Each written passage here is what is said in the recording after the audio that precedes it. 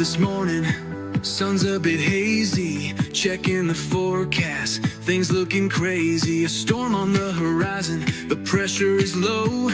Gotta get moving, put on a show. The news is all buzzing, state of alert, but we've got a plan, we're ready to work. Emergency Management Associates, we're here for the crisis, we're here for the fates. From the first sign of trouble to the all clear sign, we're on the front lines, we're one of a kind. Emergency Management Associates, we're the calm in the chaos, we're opening gates, connecting the dots and making the calls. We're picking you up when you're starting to fall.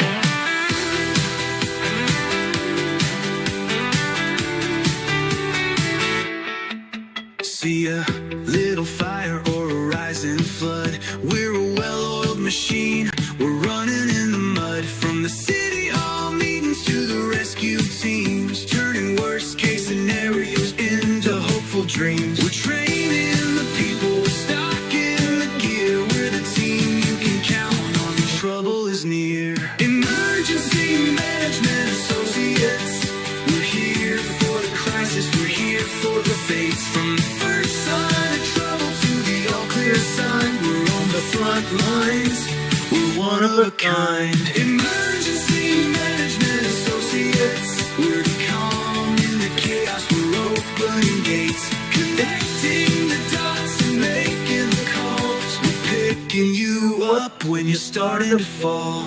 It's more than a job, it's a calling, you see. Prepared for the present and what's yet to be. Every second counts, we're ready to react for our communities. We're making an impact.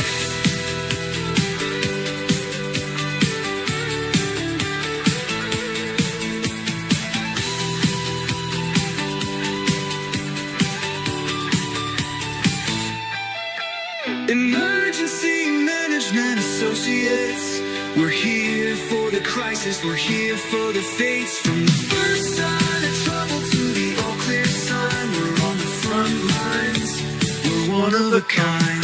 Emergency Management Associates, we're the calm in the chaos, we're opening gates, connecting the dots and making the calls. We're picking you up when you're starting to fall. Yeah, we're picking you up, we're ready to go. EMA, let's get this show on the road. Let's do this, guys.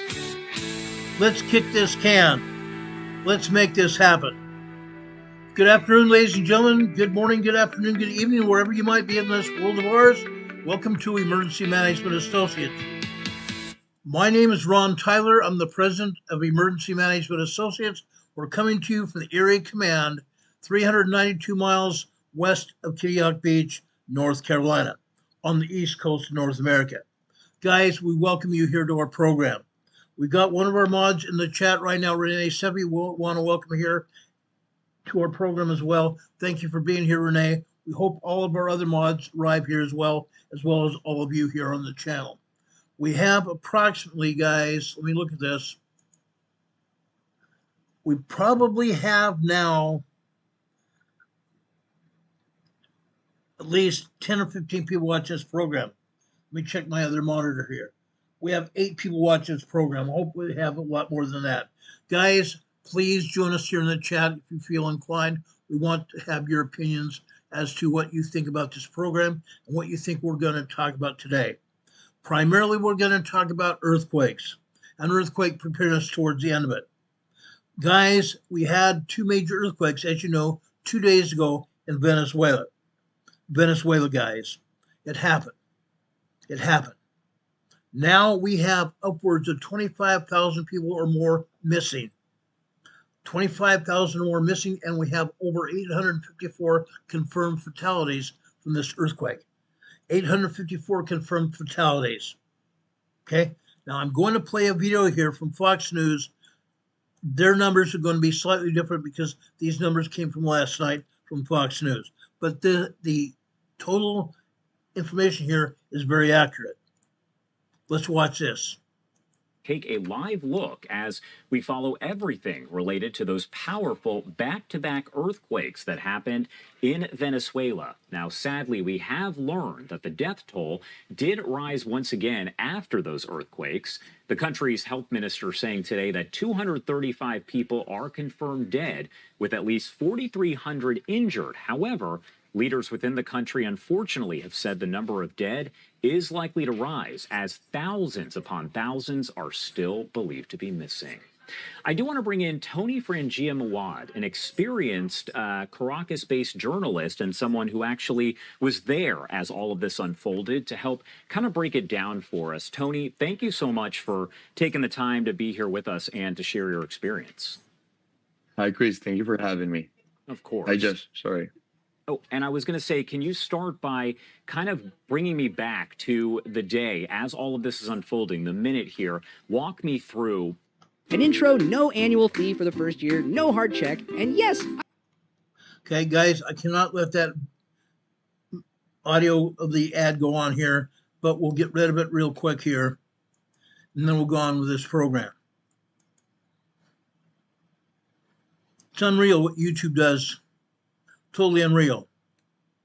They keep talking about they want ads on their program to make sure that they get their ad revenue from them for their own use. They put 2 ads on about every 2 to 3 minutes back to back. That way they get their numbers. They get their revenue.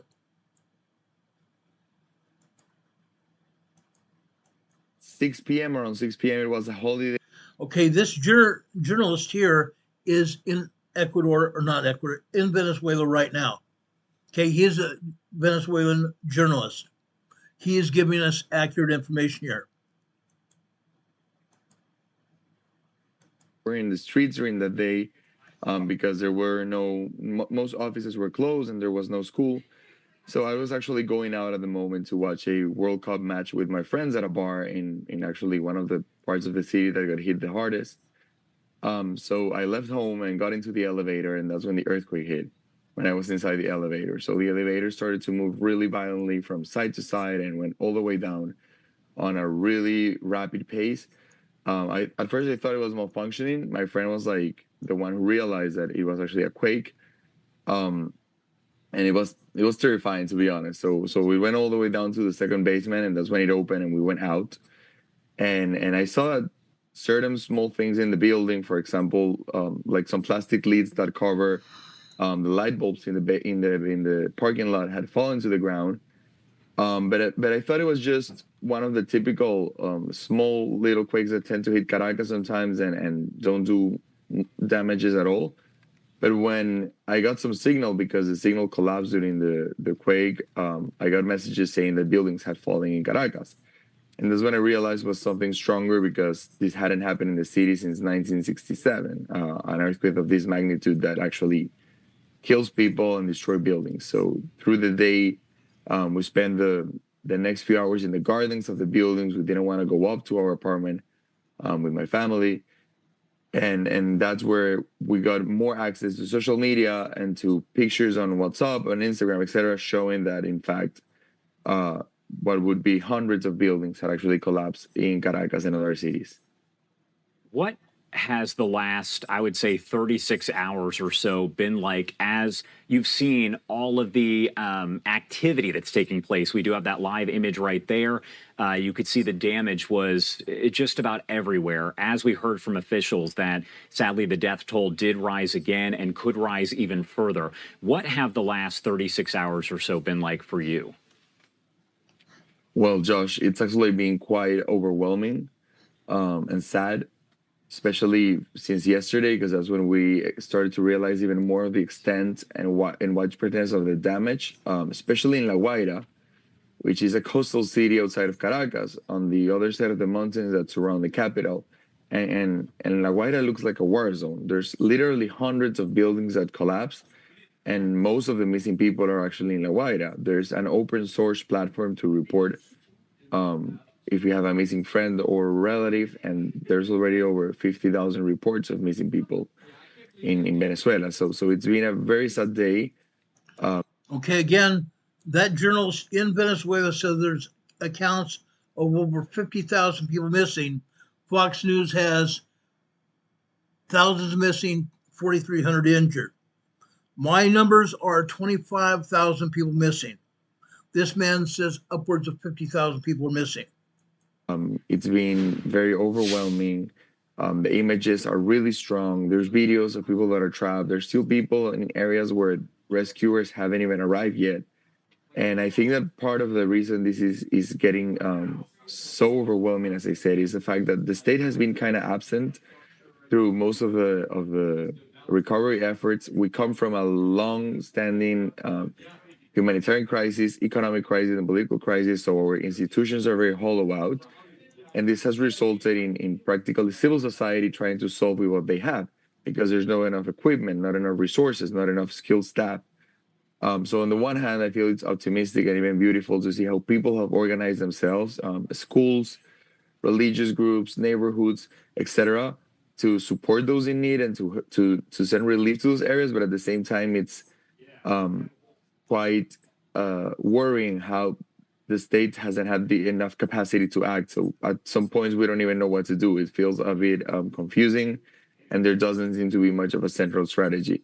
For example, the number you gave of the casualties, it's clearly an under-report, and yesterday the government only gave 2 broadcasts. So in a way, we feel like we're in a bit of a vacuum, and most people are now putting their hopes in the aid that the U.S. and other Latin American countries and countries from Europe are sending to Venezuela right now.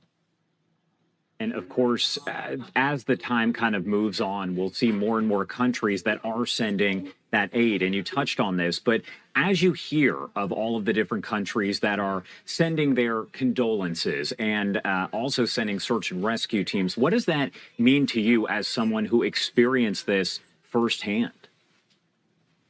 Well, I think it's a sign of hope, and I think it might be a game changer where actually many of us here in Venezuela are really grateful and hopeful for the aid that is being sent from abroad. As I said, we don't have enough capacity here. Our institutions are weak nowadays. There's not enough equipment, not enough resources, not even skilled staff for these specialized efforts of recovery and rescue. So we really hope that people from abroad and other countries will be game changers. For example, the United States is sending a lot of people and a lot of equipment and is coordinating a mass effort here. Mexico, which has a lot of experience with earthquakes, is actually sending a great rescue teams to Venezuela. Countries like Switzerland, like Colombia, like Brazil are also sending help, and we really hope it will change the game. It's only that it's been kind of slow because the airport has also been very damaged, so they have to enter through another airport in a few hours away from Caracas and La Guaira. So it's been taking a bit of time, but they're already arriving since last night. One thing that we see when we see situations like this that happen, we start to get the images and the video that's coming in of buildings that have collapsed, rescuers out there. Do you feel as though that accurately captures the severity of the situation as you look at those images, maybe on TV, on your phone, the internet, versus seeing it all kind of in real time, in real life? Yeah, I think that, Josh, the fact that this is happening in 2026 has an extra layer, which is the fact that everybody can report now. So in a way, I feel that it actually manages to open up a very wide window to the situation. Because, for example, in Caracas, only a few buildings collapsed. But outside Caracas, in La Guaira, it's 100 of them. Like, it's a whole coastal city on the ground. And it's amazing when you open social media and you actually see what happened from so many different standpoints. So in La Guaira, we're getting videos from people from their phones that are in areas where recovery hasn't arrived, where they're trapped still in the rubble, and they're filming it from their phones and just uploading it on Twitter or on Instagram or on TikTok.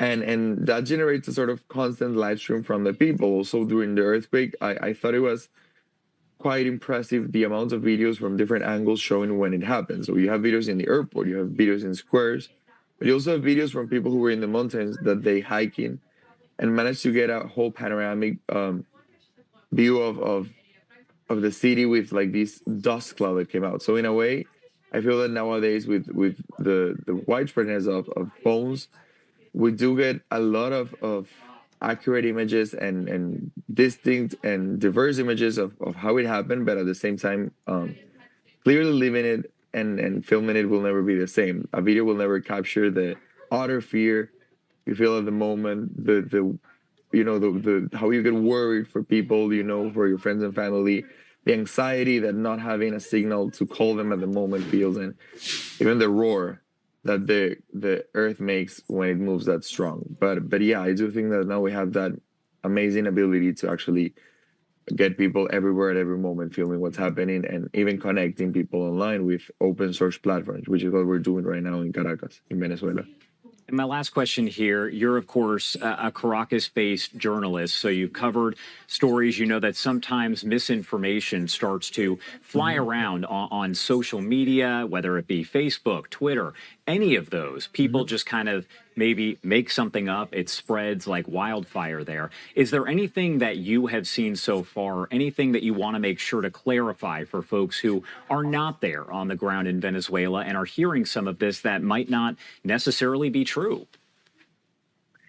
Yeah, I've seen some fake news, some misinformation, but it has mostly, I feel, been designed for people inside Venezuela. During the first day, there was this wild fake story that actually became viral, that there was a tsunami alert and people had to evacuate the beach. There was actually no tsunami alert, but indeed the coastal towns have been the most damaged, but there was no tsunami alert, for example. Other people recently I saw on Twitter saying that it was the result of secret nuclear testing and weapons, but in fact it's just a normal seismic activity that tends to happen every 60 to 100 years in Venezuela.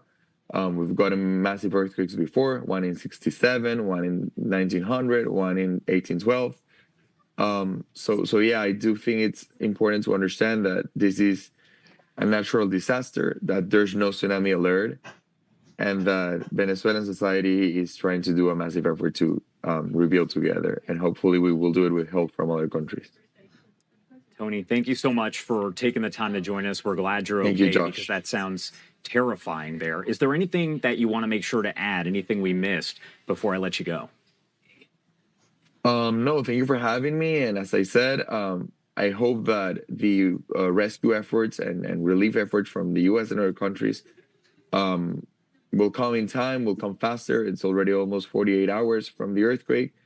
And that they can also pressure the state to act faster and stronger in Venezuela, because civil society is organized and moving, but we don't have enough resources or capacity to actually tackle the amount of destruction that the country is experiencing right now. So, Unreal, guys. Unreal. Now, guys, I just located, if you guys just give me a brief second, I've located more information. I want to show you a building that collapsed to the side of the building, not pancaked, but collapsed on the side of the building. It fell. Okay? It fell. Let me show you this building here.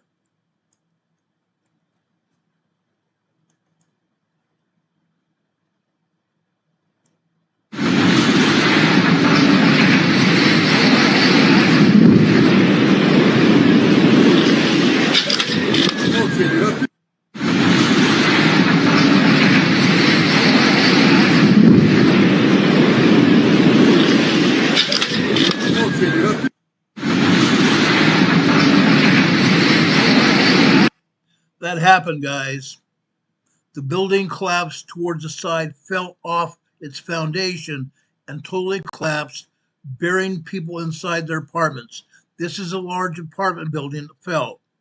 Again, yet 2 days ago, when this earthquake first hit, the country was honoring a Venezuelan holiday, Venezuelan day off of work. A lot of people staying home. There are still a lot of people either trapped or injured or even unalived in these buildings' rubble. Okay? Other people still are trapped inside their buildings that may be still standing because their staircases are unavailable to walk down the stairs, or their elevators have been so damaged that they're non-operable. Let me remind everybody, do not, absolutely do not get in an elevator during an earthquake. Stay away from the elevators. Use the stairways if at all possible. The stairways are strengthened, super strength, to withstand earthquakes for the most part. For the most part, the best way to go through a building to get downstairs is to go down the stairs themselves. Do not, I want to repeat, avoid all elevators at all costs. Avoid elevators at all costs. This is mandatory, guys. Don't do it. Don't even think about it. Okay? Like that, those newsmen said, international aid is arriving from all countries around the world, literally all countries around the world. Humanitarian aid and also aid to find victims. Rescue crews from around the world, including dogs, have been brought in to find victims. Okay? Today, again, I'm going to start this program talking about what has happened in Venezuela with these earthquakes. We have a record of we have a record number of people that have been found unalived after this earthquake. So far, that number is now 854 people have died as a result of these two major earthquakes.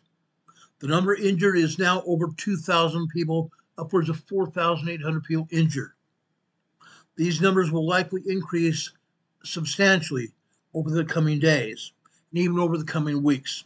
Okay? It's going to take weeks to find and get into the rubble of these buildings. The death toll may climb to over 10,000. Okay? Be prepared for that number.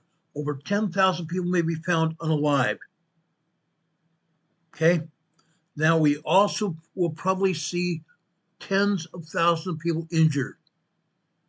We may see tens of thousands of people injured. In this report, they said 45,000 or 4,500 people have been injured. We may see tens of thousands of people injured as a result of this earthquake. Now, a day and a half has passed since that magnitude 7.2, 7.5 earthquake hit. Two separate earthquakes. Two separate distinct earthquakes, guys. We've been talking about this. Two separate distinct earthquakes. One southwest of the main shock. The 7.2 earthquake was a foreshock. The 7.5 earthquake was a main shock. I want to make that clear. I want to make sure everybody understands that. That was a main shock. Now, with that said, the toll of the known dead has climbed to 854 people have died. The number of unknown dead remains possibly much higher. Okay? Now they're saying at least 25,000 people are still missing. We may still see numbers up in tens of thousands.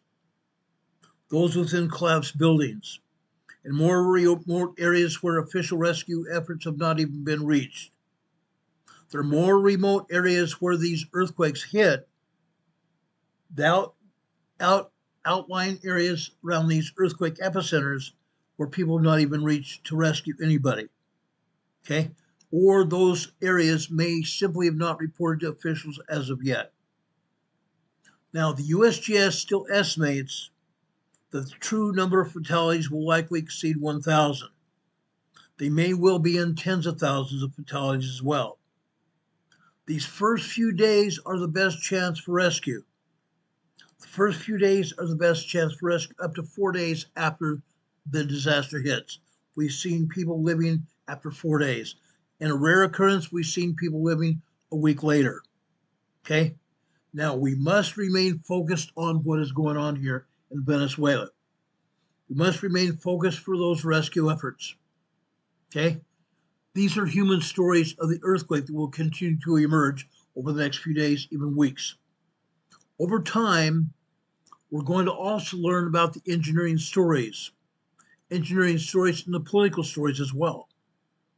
Explanations for why the buildings collapsed. You saw that building collapse here, live on the air. There will be much more here to learn as we go forward. And we will find as much more to learn as they can tell us how much the tragedy was inevitably caused by the physical earthquake. inevitably caused by the earthquake. The physical violence and also the destruction of that earthquake. How much of that was unavoidable? We don't know. How much was avoidable? If those structures had been built differently, what could have happened then? Now, our goal here is telling the entire science and physical story about what happened with these earthquakes. That's what we do here on Emergency Management Associates. We talk about disasters, we talk about emergencies all the time. We lay out what happened so we can learn from what happens. So we can be better, more prepared for that happens when that happens to us. Okay? Here's what we have so far. The early scientific results are very important because they can help guide rescue and recovery efforts. Okay? They can also help organizations figure out where the areas of heaviest damage are likely to be and focus their resources there. Focus their resources on places where there is the heaviest damage, where we might learn how to better build buildings, better building evacuations, better building survival areas. Okay? This is the important result after these earthquakes have hit. Okay? The field of science with these earthquakes more broadly, helping researchers better understand the behavior of fault systems around the world. Fault systems around the world. Now, guys, there's something else I want to show you here. Just a second, let me bring this image up.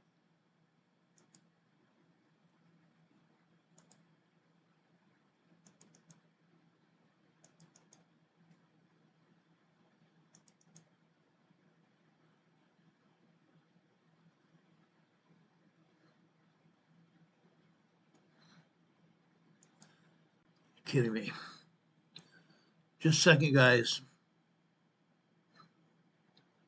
I think this is important to understand what's going on here.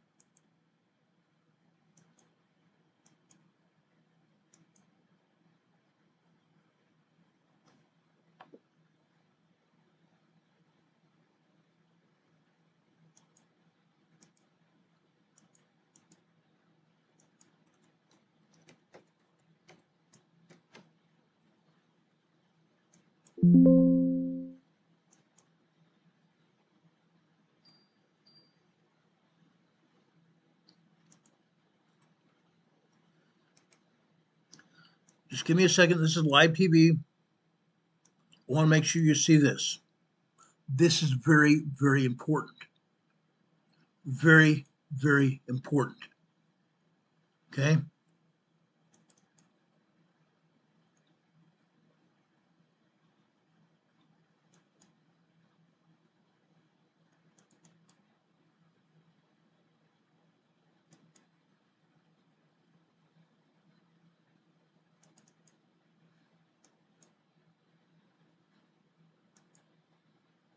Okay. Let me bring this up.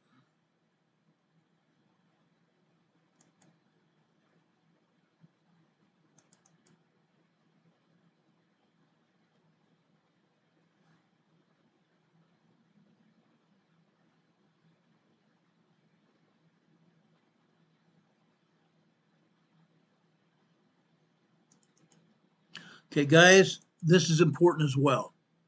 What you're looking at is the Ring of Fire. The Ring of Fire. The Pacific Basin Ring of Fire. Okay?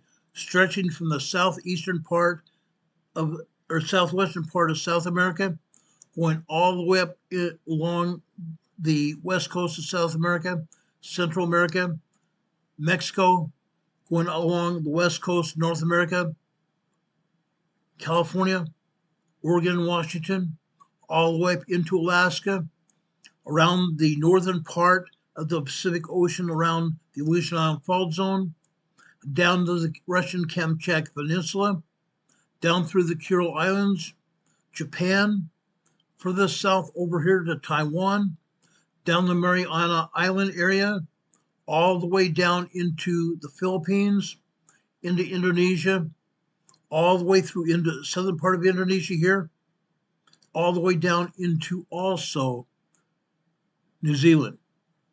This is the Ring of Fire. Look at the earthquakes that happened since 2 days ago, last 48 hours. Look where these earthquakes are. They're all around the Ring of Fire, literally around the Ring of Fire. Guys, this must be important.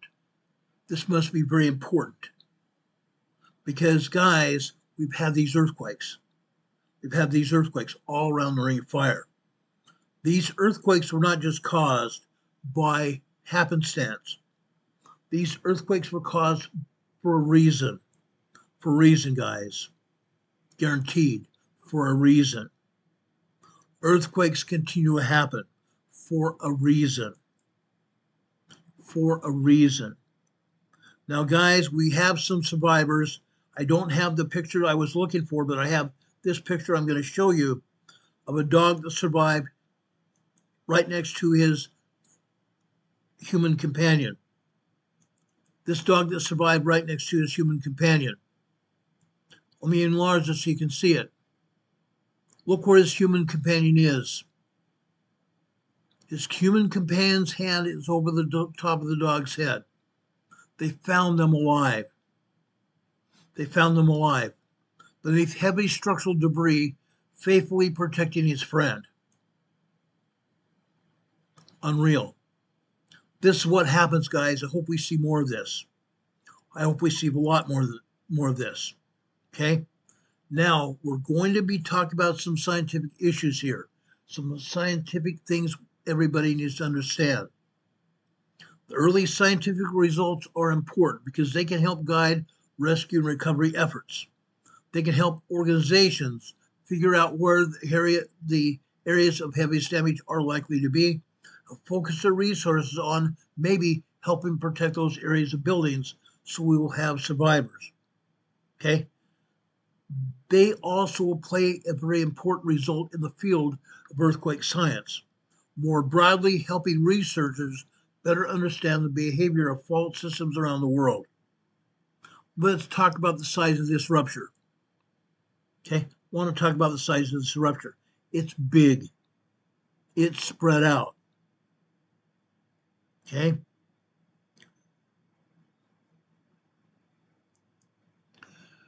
This is a estimate of length of plate rupture.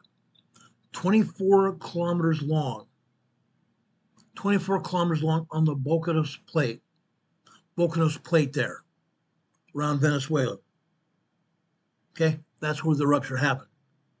24 kilometers long rupture. That's huge. That's huge, guys. That's huge. 24 kilometer long plate rupture here.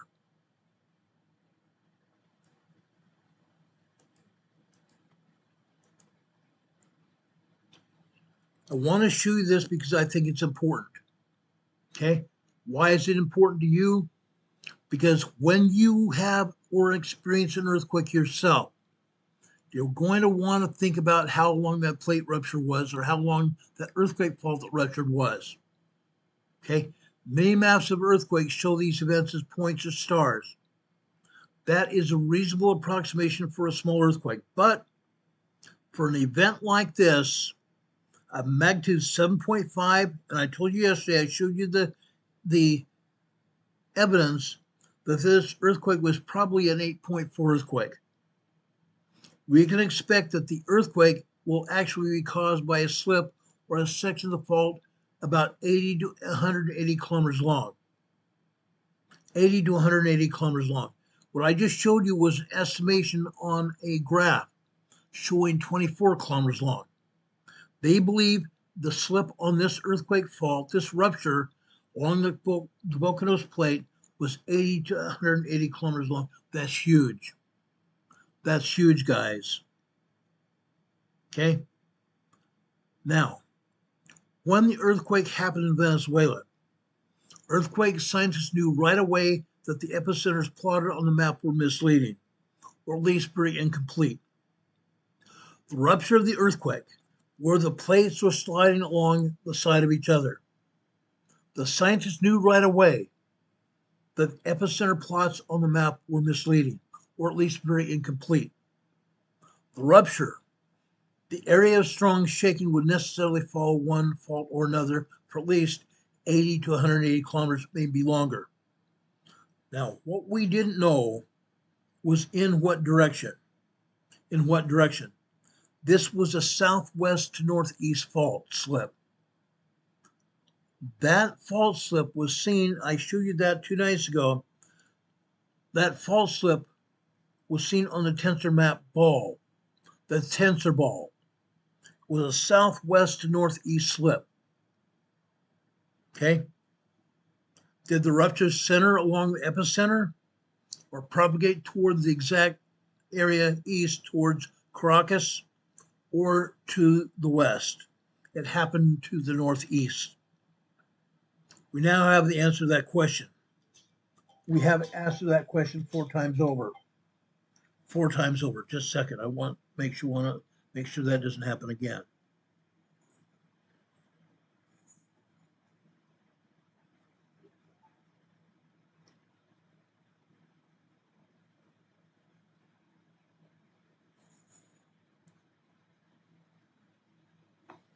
Okay, we won't get bothered by the telephone again.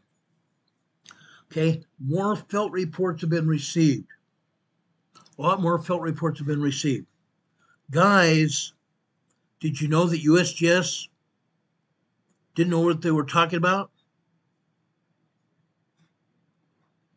Did you know that USGS didn't know what they're talking about? Their felt reports were inaccurate. Inaccurate, guys, on cotton picking reel. On cotton picking reel. Totally and absolutely inaccurate.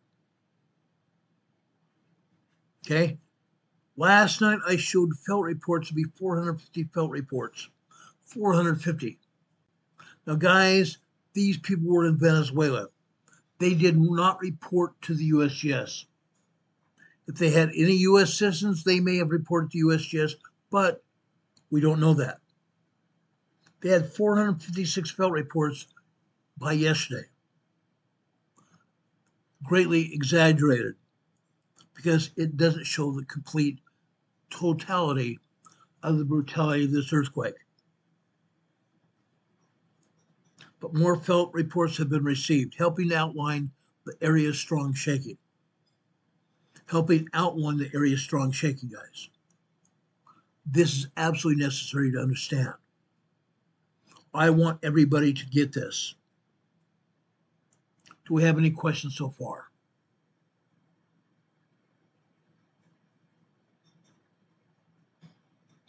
Any questions, guys?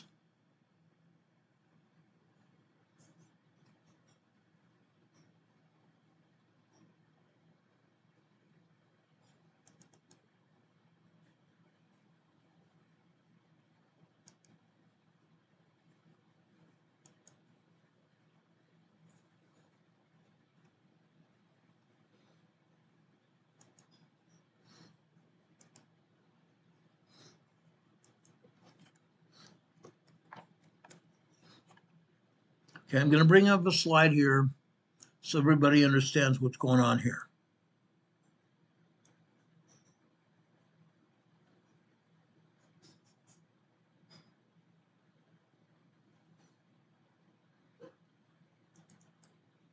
Okay.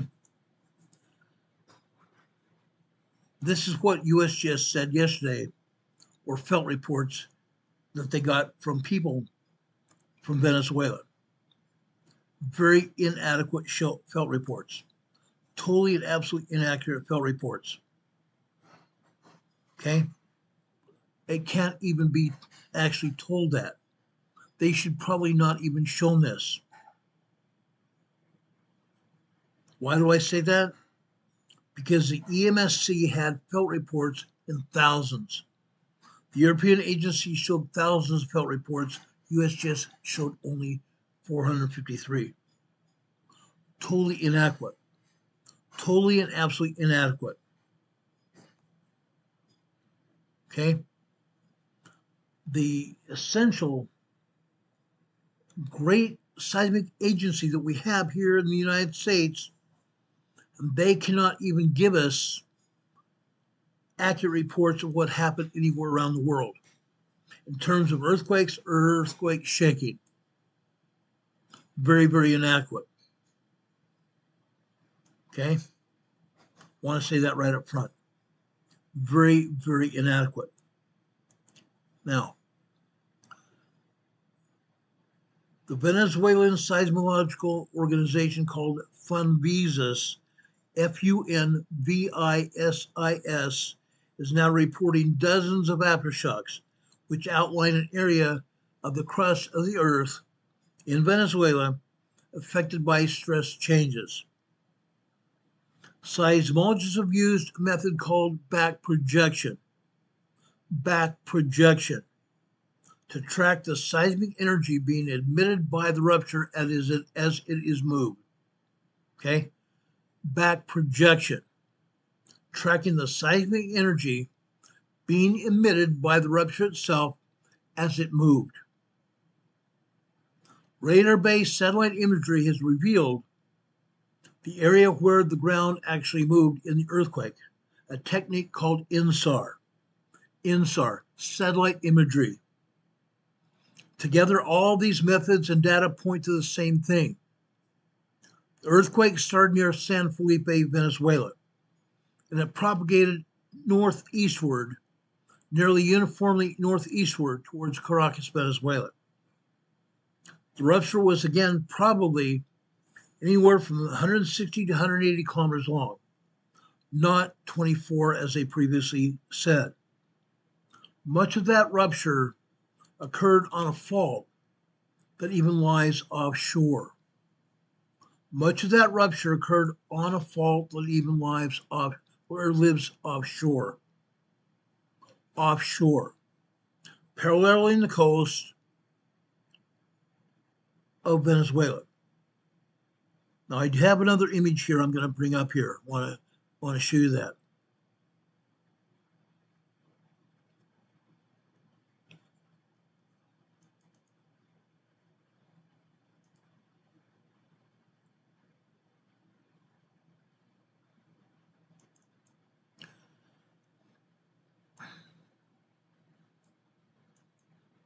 Hold on a second. It's not the one I wanted here.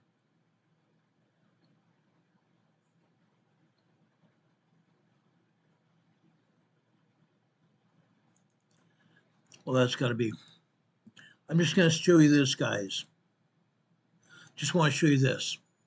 Okay. The Bocas plate here goes offshore here from Venezuela out into the Caribbean Sea. So, guys, what we know is that part of that epicenter where that earthquake hit, the rupture extends out into the Caribbean Sea here, offshore from Venezuela. Okay?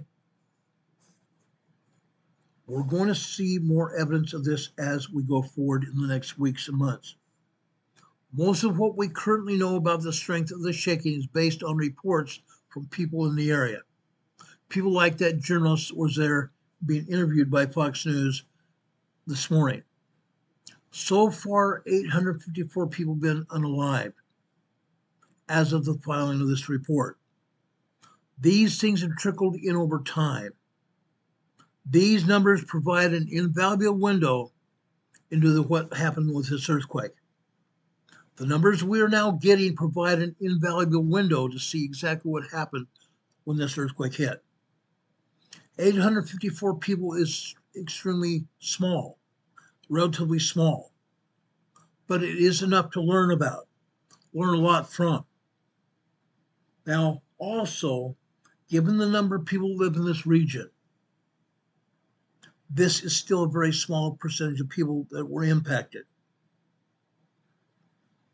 The USGS estimates 15 million people experienced at least moderate shaking. USGS estimates 15 million people felt the shaking, moderate shaking. Now, I want to ask some questions here to anyone who is watching this program today. If you were inside the building, how tall was it? How tall was that building? George Rashad is asking, how do we have any information on oil production in Venezuela? We don't, not at the present time. I will send an email to the President of the United States and see if we get an answer for that. Okay?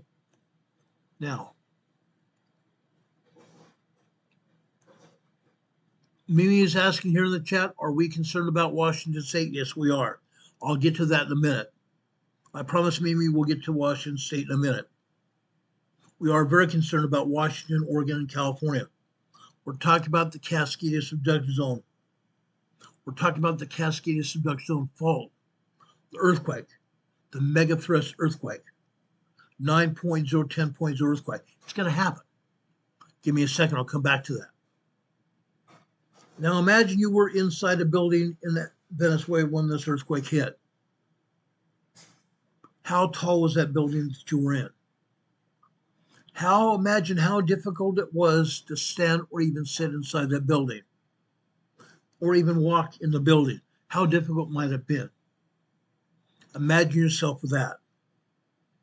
Also imagine yourself, if you were in that building, did you hear creaking or other noises that were giving you any idea that the building was coming apart?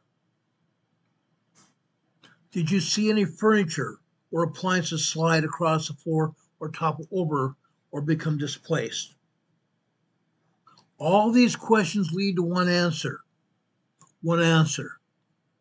How strong was this earthquake? And how much of a danger was this earthquake to you and your family? Answers to these questions are used to calculate the shaking intensity at your location. Then we add all that to the map. Shaking at all levels is important. Shaking at all levels around you is important.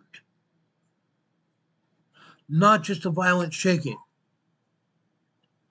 Now, the data points with weaker shaking help to outline the earthquake area. The weaker shaking areas outline the entire earthquake shaking area. But now we're looking at that entire area, including the violent shaking near the epicenter.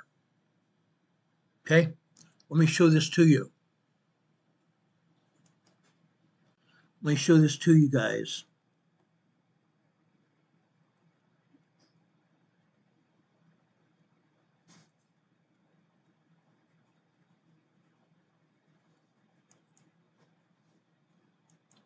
No, that's not it.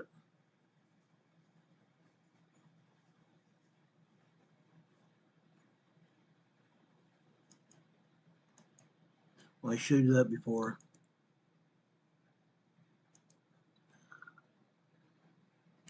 Give me just a second, guys.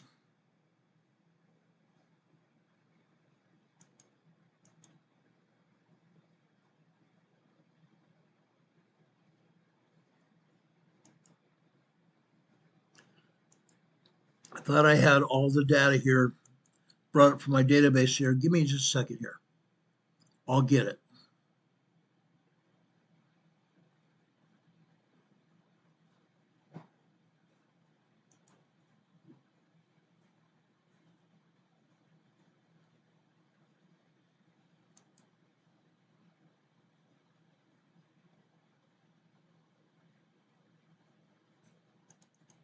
Right here. Right here. These areas that show the major shaking here in the red are intense shaking. Maybe, I'm not even going to say maybe, this is 8.0 shaking. 8 to 9.0 shaking here in the red and orange area here. 8 to 9 magnitude shaking here. Severe to violent shaking. From San Felipe to the southwest to Caracas in the northeast. There are still a lot of blind spots here, as you can see. There's still a lot of blind spots, as you can see. This does not detail other areas as well. Okay? A map like this will naturally highlight cities and areas with higher population densities. The strongest shaking is right along the coastline. The strongest shaking from this quake was right along the coastline. This map is a clear indication that the earthquake ruptured eastward towards Caracas. However, shaking intensities are an imperfect estimate of rupture. Shaking intensities are an imperfect estimate of rupture. Local geological conditions are dramatically affecting the shaking. This is a process called site effects, on-site effects. The geology in the area is the site effects. The hills, the areas of flatland, areas of meadows, areas of hills, areas of forestry. The geological conditions around the area will affect the shaking. Okay? Also, sedimentary basins where sediment has settled. Sedimentary basins commonly increase shaking. Sedimentary rocks, meaning sediment that has been naturally placed under force, meaning weight caused naturally by rocks around them, called sediment. All that sediment comes together, makes a rock in and of itself. Okay, sedimentary rock, pressed rock, basically. I can't describe it any other way but pressed rock. Pressed over the time of probably hundreds of millions of years, and possibly even heat. Heat also condenses rock. Okay? Now, when this sedimentary rock amplifies itself, as the shock waves of the quake go through this sedimentary rock, the thicker it gets, amplifies the shaking. The thicker the rock is, the more dense the rock is, amplifies the shaking pattern. Okay? As earthquake ruptures in one direction, which was to the northeast, the seismic waves can pile up in front of the rupture. The seismic waves can pile up in front of the rupture, increasing shaking intensities. Both of these effects may play a role in what happened in Caracas. Okay, the shaking intensities continued to apply themselves and increase before it got to Caracas. Then when it got to Caracas, the shaking exploded. The big rupture happened when the shaking got to Caracas. That's what we believe happened here. That's what we believe happened here. This is important to understand.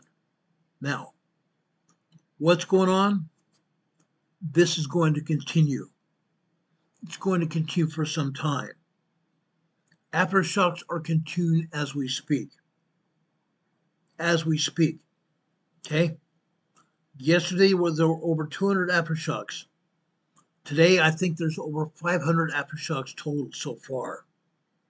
Total 500 aftershocks so far. That's huge.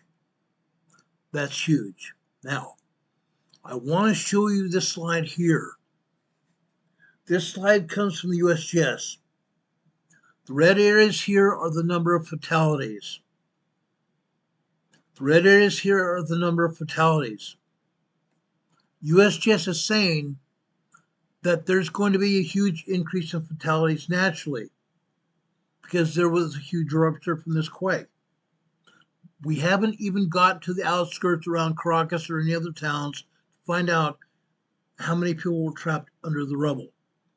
That's going to happen those numbers are going to increase as we get more and more rescue crews out to those outlying areas of Caracas, that urban area, to find out how many people are actually found alive or injured or unalive. Okay? Now, this 5% in the brownish orange area here, 5% of the people they're saying may be injured. 5% may be injured. The 10 yellow area here and green areas are walking wounded. Walking wounded. Already we have over 4,000 people that are walking wounded.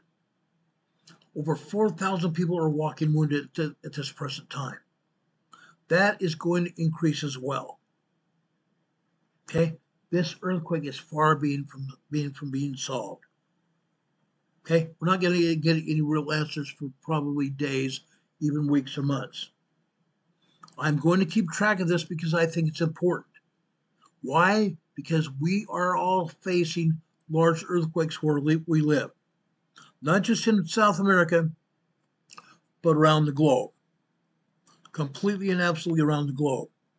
Now, you guys are worried about South America and Washington State. Let's go over the USGS map here. I want to show you this. This is important, okay? Now, I'm going to take down our EMA banner. I'm also going to take down our webcam here. Right here, we're looking at the Philippines. Why are we looking at the Philippines here? The simple answer is this. There's still a lot of things happening here. We are still seeing good-sized earthquakes, huge earthquakes here in the Philippines. The other day, right here, off the southwest coast of Mindanao, Philippines, which is Mindanao Island is the largest island in the southern part of the Philippines.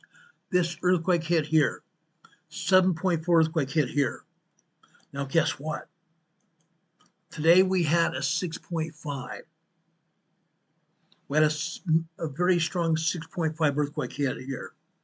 This is naturally an aftershock. It's an aftershock of that large earthquake that happened here almost 2 weeks ago. Nearly 2 weeks ago, guys. 6.5 aftershock here. That's huge. USGS is also not showing the aftershocks from this quake as well. This 6.5 aftershock is going to have its own aftershocks here.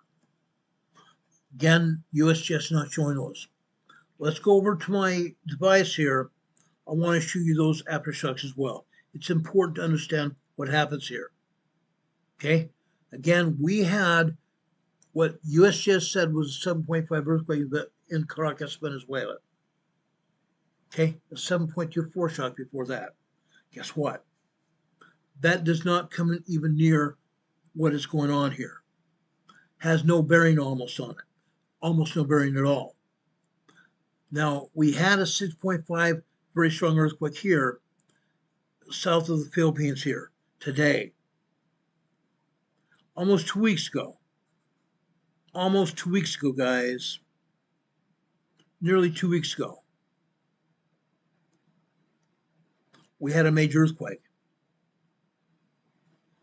Guess what?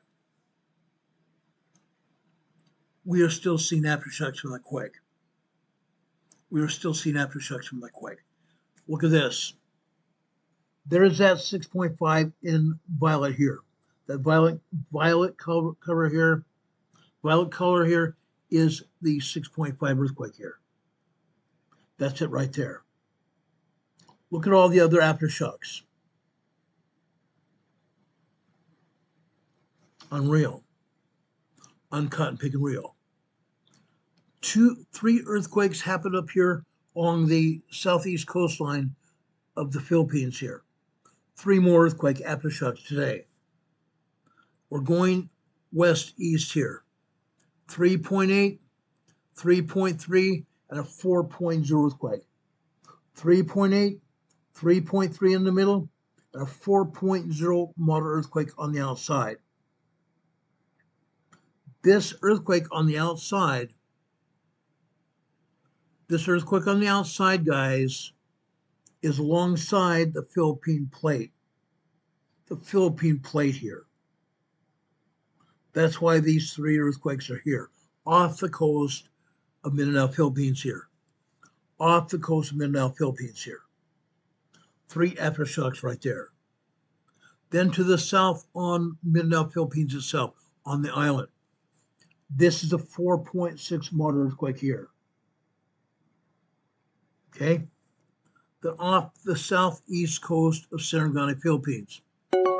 Off the coast of Sarangani, Philippines, this cigar-shaped island here is Sarangani, Philippines. We have a 3.2 earthquake here. Then south of that volcano island here called Balut.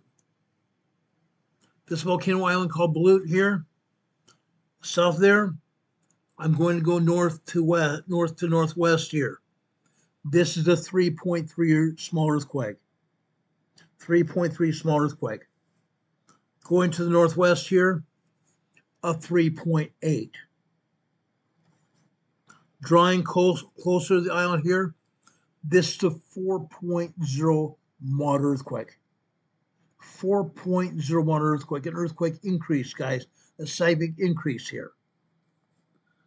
Right just southwest of the island. This is a 3.5 earthquake there. 3.5 aftershock there. Right here we have a 6.5 earthquake. Southwest of that 6.5 earthquake, we have another 3.1 small quake. Northwest of that 6.5 earthquake here, we have a 3.7 earthquake here. 3.7 earthquake there. We're not done yet. We're not done yet. Okay? Over here, just south of Mindanao, Philippines here, this is the 3.7 small earthquake there. Now let's go over here to the northwest here. To the northwest. This is just south of Davao, Philippines. Davao, Philippines, the capital of Mindanao, Philippines here. This is the 4.3 earthquake here. This is the 4.3 earthquake. USGS is not even talking about this. Right here. 4.3 moderate earthquake here. USGS is not even showing this. Why not?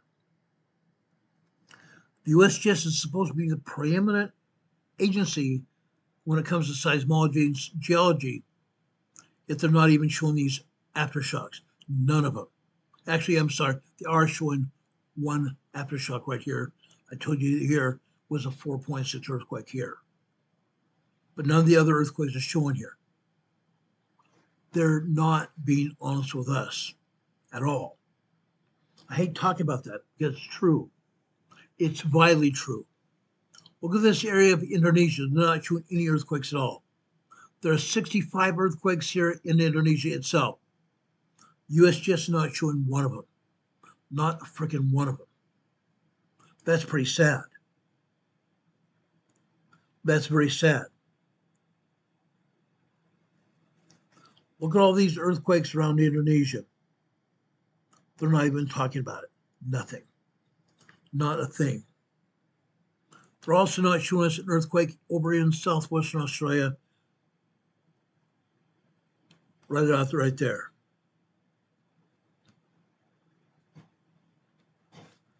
Parks southeastern Australia. This is a 1.8 tremor here. 1.8 tremor here. It's just a tremor that USGS is not even showing it. Not showing squat. Literally squat, guys. Nothing showing. Nothing showing. They never show earthquakes here in New Zealand at all. Not showing anything here. Rarely do they ever. Let me show you something, guys. This is almost embarrassing. This is almost embarrassing here.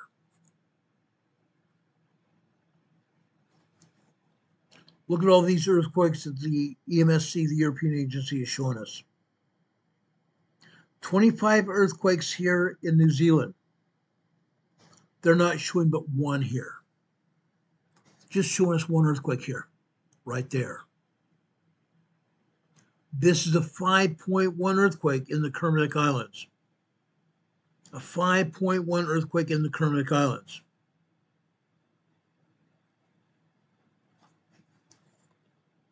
European agency is showing it right there. 5.1 large earthquake in the Kermadec, south actually of the Kermadec Islands. The Kermadec Islands here in New Zealand are unoccupied islands except for birds. The Kermadec Islands are bird sanctuary here north of New Zealand. Bird sanctuary at all times. The only time anyone that is human is on that island is just basically to check on the birds. They either go there during high tide in one of their boats, they leave at another high tide, or They're helicoptered in by helicopter, coming over here, land on the island, and come back out. Why? Because the Kermadec Islands are surrounded by volcanic rock beneath the waves. The Kermadec Islands are surrounded by rock beneath the waves. If the scientists wanted to come over here during low tide, their boats would be destroyed by the volcanic rock beneath the waves. That's why they come in here at high tide or by helicopter to check on the birds. Nobody lives there. Nobody lives there at all. Now, let's go north over here in the southern Fiji region, right here. South of the Fiji Islands here. We have a 4.4 earthquake here. 4.4 earthquake, 515 kilometers deep. 4.4 earthquake, 515 kilometers deep. That's a relatively deep earthquake. A relatively deep earthquake, guys. So, guys, I'm going to show you the depth to magnitude conversion chart. The depth to magnitude conversion chart. This earthquake is 515 kilometers deep, meaning we're going to have to add a 1.05 to the magnitude of this quake, because deep earthquakes propagate larger shell earthquakes. Deep earthquakes propagate larger shell earthquakes. This is a 4.4 earthquake, 515 kilometers deep. Go over there, you see where it says 515? Just to the right, we're going to add a 1.03 to this earthquake magnitude. Why? Because we want to find out just how strong the propagating earthquake is going to be. The propagation of this earthquake is going to happen within the next 3 to 10 days. Next 3 to 10 days. This being a 4.4 earthquake, the larger shallow earthquake is going to be a 5.7 to a 5.8 earthquake. A 5.7 to 5.8 earthquake, probably somewhere in this region, either over here in the Legacy Islands, over here near New Caledonia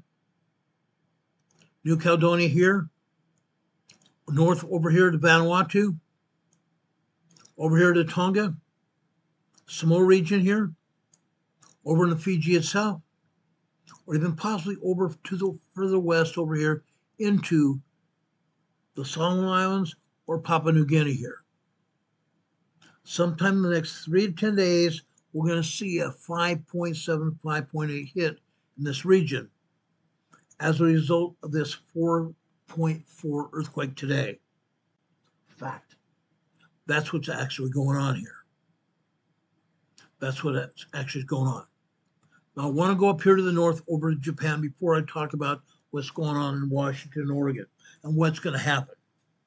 What's going to happen here. Going over here into Japan here. Right here. This is a 5.7 earthquake that occurred in Japan on land. A very large 5.7 earthquake hit on land here. Yes, there's going to be some damages here. Large 5.7, which are very large earthquakes, hit here in Japan. People live here. People live here, guys. Right here. This is right between 3, maybe 4 towns here. Total of 4 towns very close to this epicenter of this earthquake. People in these towns felt this earthquake. There's going to be damage here. Now, people who live here in Japan know how to handle earthquakes because their authorities have built earthquake centers here in Japan so their residents don't get killed or very much injured here in Japan very often. Sometimes they do, but overall, their earthquake building standards are head high above the U.S. building standards. Their building standards are made so people survive. This is a 5.7 very strong earthquake. I should say very strong, very large earthquake. Strong earthquakes are 6.0, 6.9. Very strong earthquakes are 6.6 to 6.9. This is a very large earthquake here, 5.7. Over here near the shoreline of Honshu, Japan here, Guess what? Guess what this was? Very much strong earthquake. This earthquake was a 5.8. 5.8 dangerous earthquake here. 5.8 dangerous earthquake here. 43 kilometers deep, meaning very shallow earthquake, meaning there's going to be damage here. There's going to be damage in this area. Look at that. Hugely populated area, very tightly populated area, guys. There's going to be damage from this earthquake. We may see some people injured here in Japan. We may see people injured here in Japan. Given this information, let me check something here.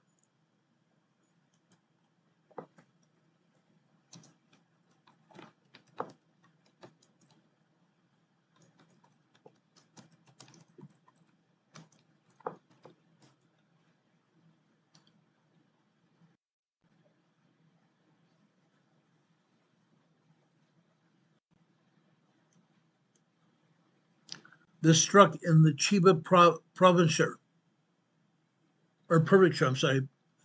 the Chiba's prefecture. 5.8 earthquake here. Okay. According to the Japan Meteorological Agency, the quake struck at a depth of 50 kilometers deep. USGS says it's 43 kilometers deep at approximately 12:46 p.m. today. No tsunami warning was issued because the earthquake hit on land, not out in the ocean. There were no immediate reports of damage or injuries as a result of this quake today. That's coming from Japan. No immediate reports of damage or injuries as a result of this earthquake. Let's look at the other earthquake today at 5.7.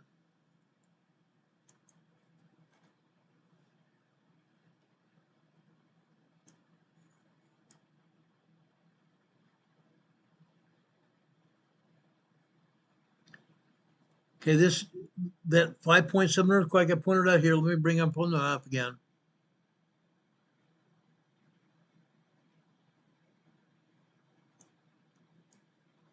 Right here.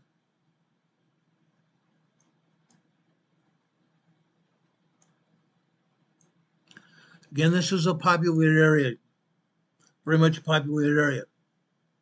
They're saying here, this earthquake occurred near Oshino, Oshino, Japan. No tsunami warning at all. No tsunami risk at all. Okay? Here, hold on a second.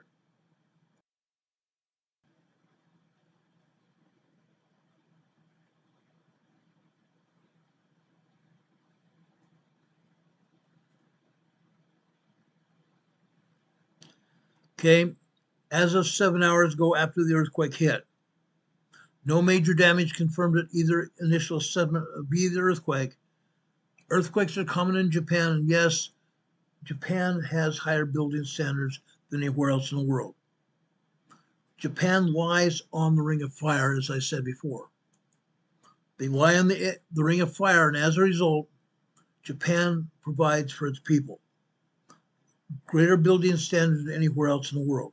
That's why there are survivors and no reports of damage or injuries here in Japan from these two earthquakes. Very, very large earthquakes here in Japan today. Since Mimi asked earlier about Washington, Oregon, specifically about Washington. USGS not showing anything going on here in Washington. Yes, they are showing a handful of earthquakes here. Nothing major. But the issue is this. They're not even being honest with us.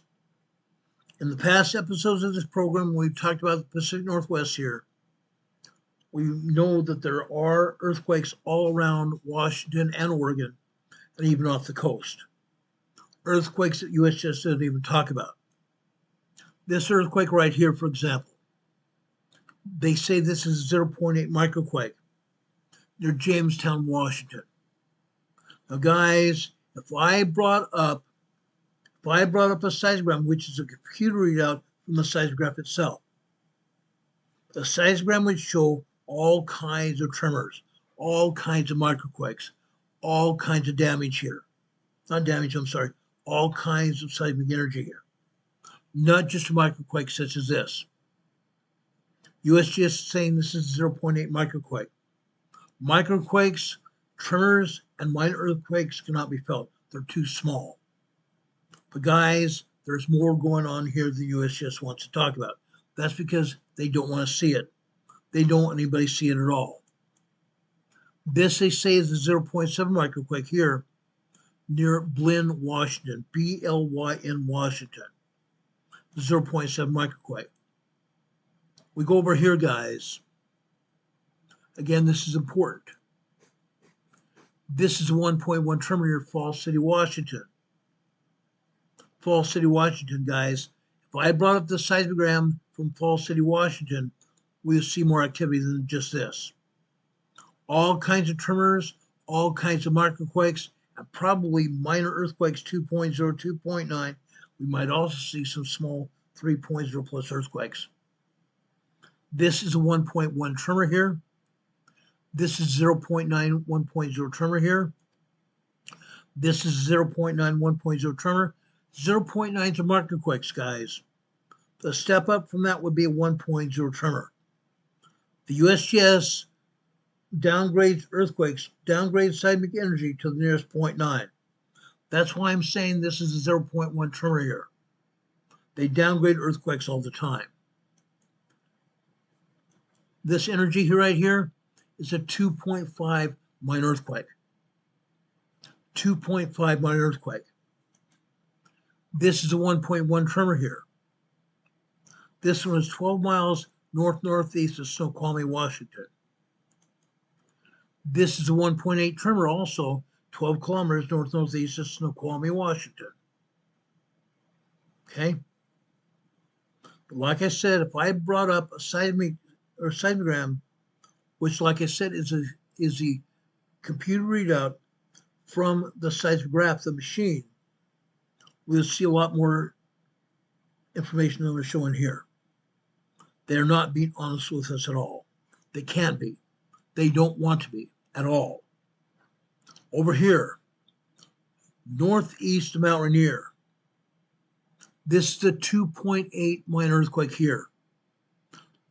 Half mile, 1 kilometer southeast of Easton, Washington. Southeast of Easton, Washington. Guys, let me show you where this earthquake is. See this area here? See this gray area here? Guess what? This gray area here is all lava. This is all lava here. Guess where Easton, Washington is? On top of a lava bed. On top of a huge lava bed. Why am I talking about that? Simply as this, okay? This area used to be a volcano. Over hundreds of years, literally hundreds of years, yes, we had glaciers here. At one point in time, we also had water here. Over hundreds of years, the cones and craters from the volcano here eroded away, completely eroded away. Water, both water running over the volcano crater or the cone, or glacial action running over the crater cone has worn off the cone down to nothing. All we see here are remnants of lava fields. Lava fields as a result of erupting volcanoes here.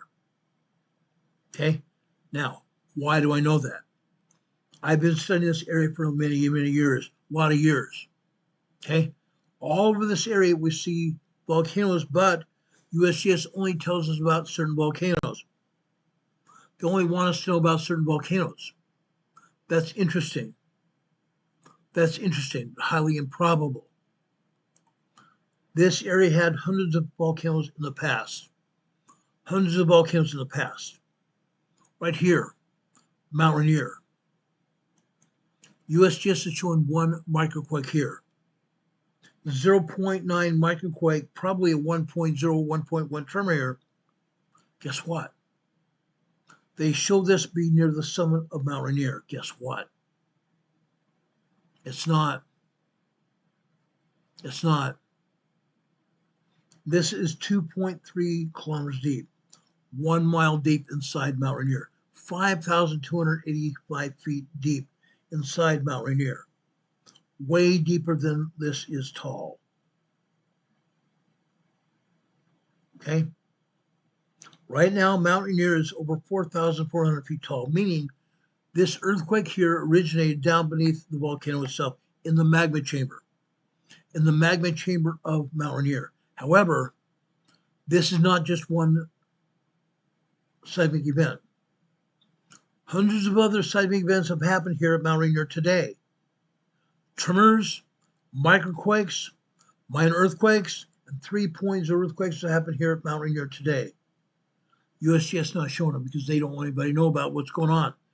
Mount Rainier is a volcano. Mount Rainier is a volcano. Guess what they're showing this as? Guess where they're talking about where this earthquake is? Not at Mount Rainier.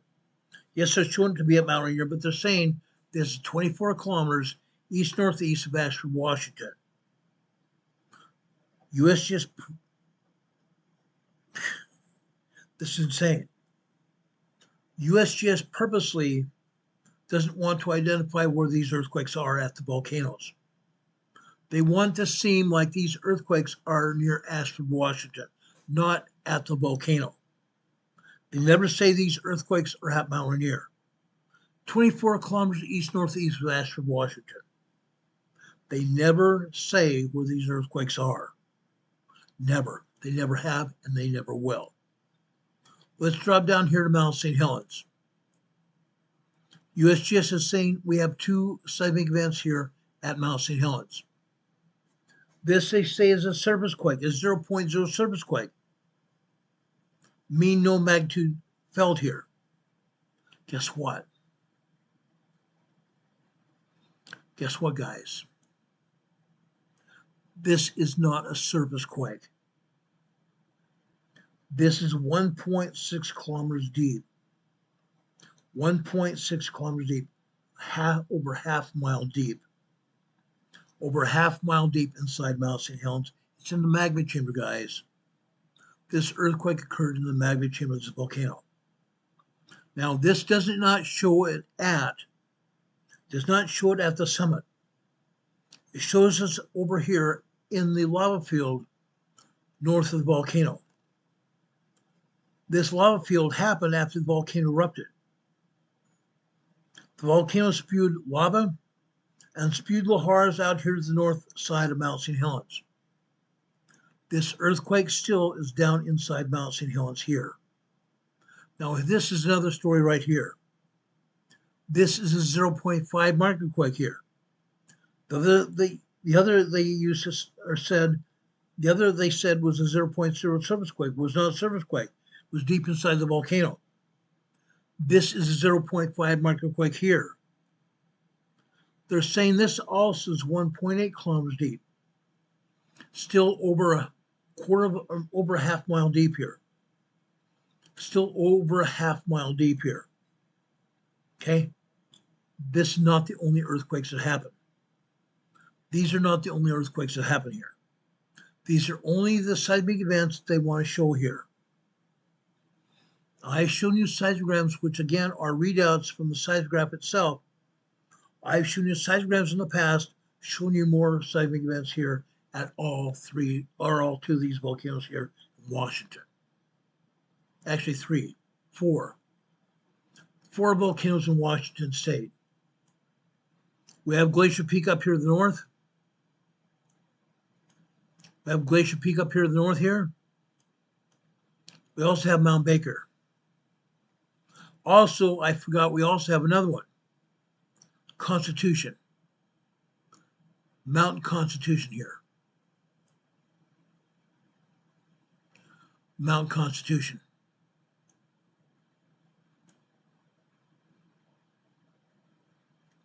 Again, they don't want to show what is actually going on. They never do. They don't show any activity here at Mount Constitution. They don't show any activity over here at Mount Baker at all. Again, I keep showing you this data almost on a weekly basis. They don't show anything at all. Just like they're not showing anything down here at Glacier Peak. Nothing. Not a darn thing. Not a darn thing at Glacier Peak at all. They never do.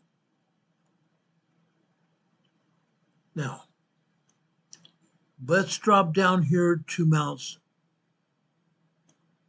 Hood. They're not showing any activity at Mount Hood. I can assure you there are all kinds of seismic events happening here at Mount Hood. Microquakes, tremors, minor earthquakes, and also 3.0 earthquakes here at Mount Hood. Guaranteed. Guaranteed. They don't want to show them.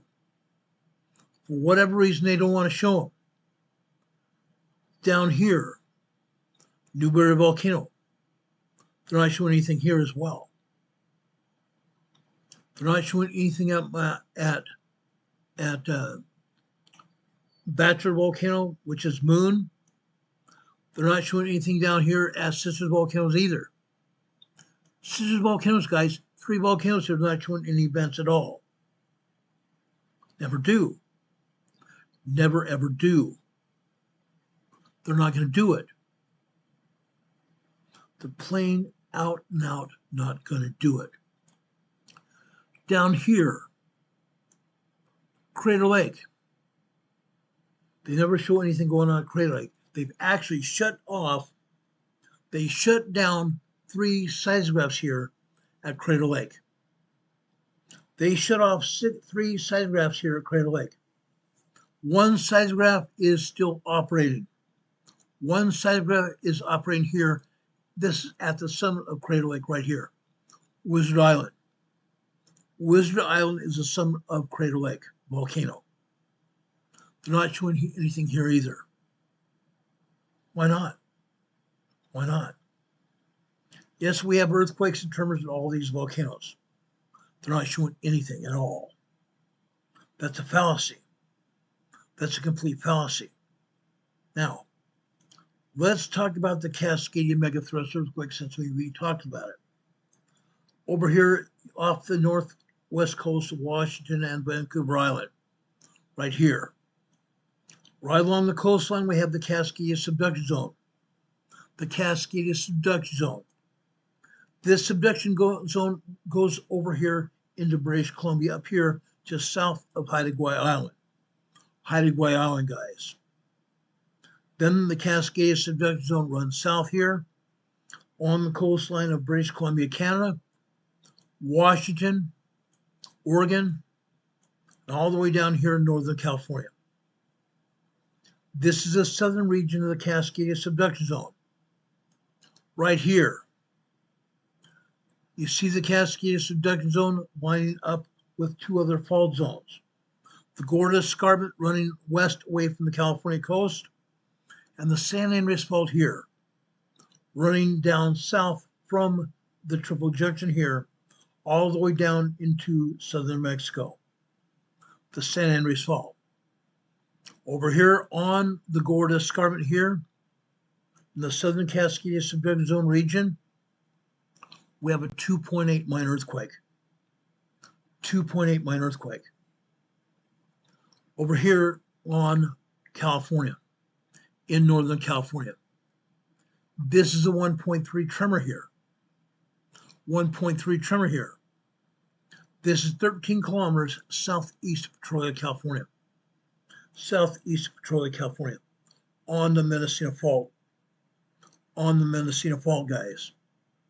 Earthquakes happen here. This earthquake here is also in the Cascadia subduction zone region.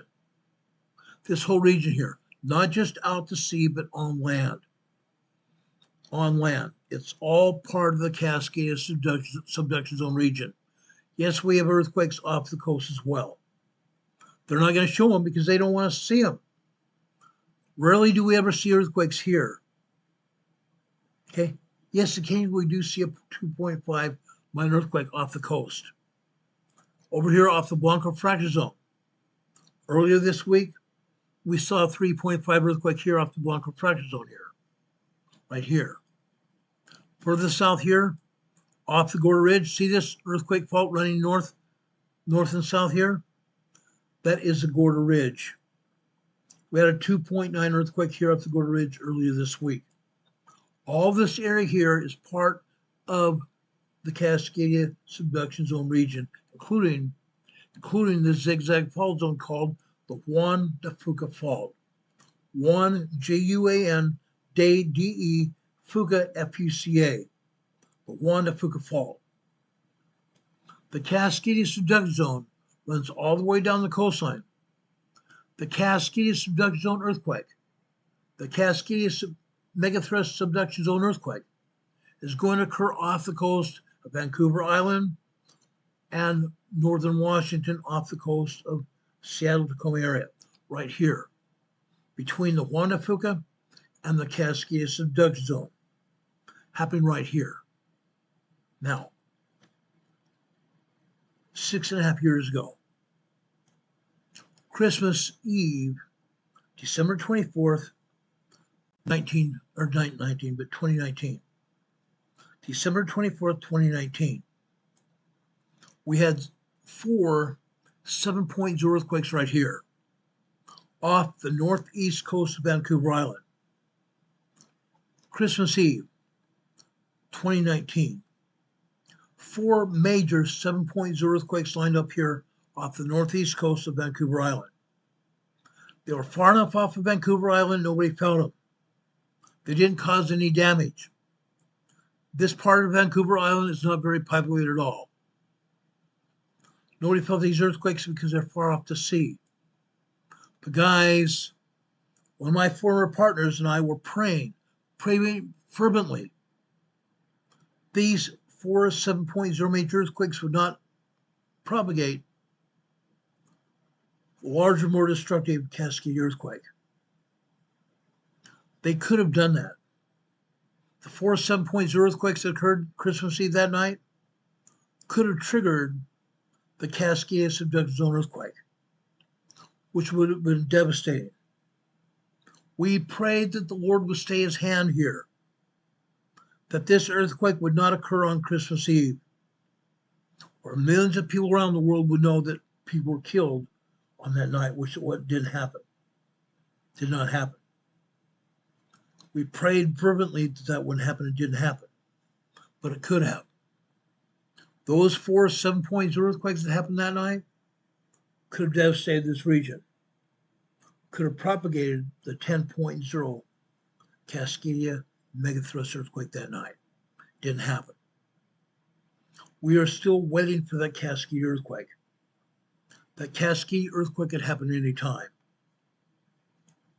USGS is hopefully that won't happen at all. That's why they don't show many earthquakes at all.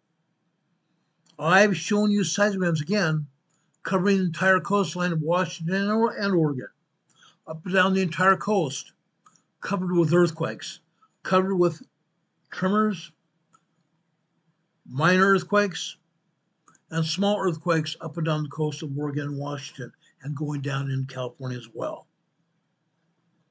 USGS didn't want to see them. That's why they never show them. These earthquakes are going to happen, guys. I can guarantee you that that Cascadia earthquake is incoming.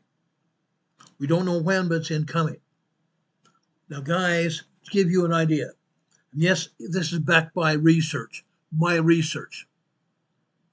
USGS scientists and geologists say it's going to be 25 to 50 years. I don't think it will be that long. Considering all the seismic evidence that I have, I think that this Cascadia earthquake is going to happen within the next 5 years. Within the next 5 years. Okay? We've seen what's going to happen. We've seen what's also happening right now. Now, given that, Southern California, Los Angeles and San Diego in this case. Los Angeles and San Diego in this case. On the southeast side of Los Angeles, northeast San Diego County. You folks down into the Imperial Valley of Southern California, also to the Mexican border, are about to experience a 7.0 to 7.5 earthquake. You folks here in Southern California are about to experience a 7.0 to 7.5 major earthquake here in Southern California on the San Andreas Fault. The San Andreas fault here is locked and loaded. It is locked and loaded here, guys. It's going to happen. We don't know when, but it's going to happen. Guaranteed it's going to happen. This could happen anytime, day or night.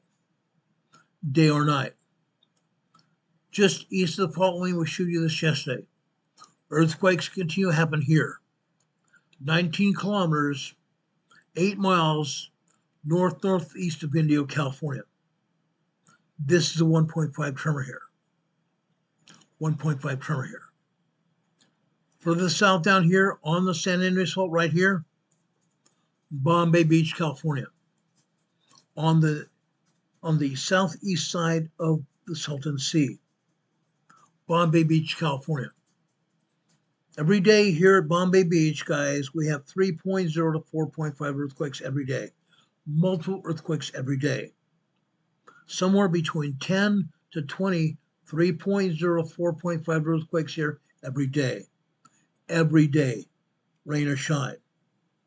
USGS never shows that. They never ever do. They never ever do. Guys, this is where the San Andreas Fault goes underneath the Salton Sea. It's at Bombay Beach. At Bombay Beach. Here you see the San Andreas Fault when it comes into the Imperial County here, running into the Imperial County here, where it goes underneath the Salton Sea here at Bombay Beach. That is why we're seeing earthquakes here at Bombay Beach. Why we're seeing good-sized earthquakes here at Bombay Beach. I guarantee you guys, the San Andreas Fault is going to hit. It's going to hit. Further down here in the Imperial Valley here, earthquakes. Earthquakes, guys. This is Brawley, California. USGS is showing a 1.3 tremor here in Brawley. Interesting, but no cigar. Why did I say that? USGS doesn't usually show these earthquakes. I think I've been putting pressure on them. Now they're showing some earthquakes. They don't usually show tremors here. They don't usually show tremors. This is a 1.3 tremor. Further south here. Okay? This is south of Brawley. 1.5 tremor here, 6 kilometers south of Brawley. 3 miles south of Brawley, California. Guess what? Right here. See this area here? The small town of Imperial, about 7,000 people here. 7,000 people here.